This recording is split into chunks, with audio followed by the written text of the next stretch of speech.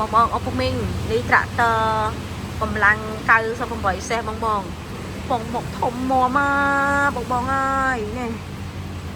ពងមុខវែប្រភេទពង heavy duty បងគឺសម្រាប់ធ្វើការងារធំធ្ងន់ហ្មងណា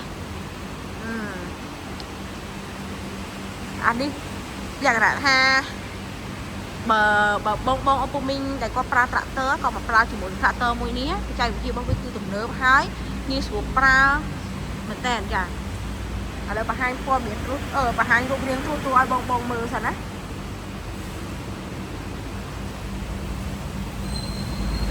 អានេះ4ម៉ាស៊ីនបង4ពីស្តុងតែបងថា4ម៉ាស៊ីនហ្នឹងណាចាម៉ាស៊ីនតែមួយតែវាប្រភេទ4ពីស្តុងអូមុខក្រោយគេណាបងអើយមកទៅគេនេះអានេះដាក់ឧបករណ៍អាខ្នាតធំអីត្រូវហ្មងបងអាឧបករណ៍អាលក្ខណៈថាខ្នាតធំណាការធំការអំពៅឆ្កាអីហ្នឹងនេះដាក់មួយនេះទៅអត់មានទាស់ហ្មងបងហុំ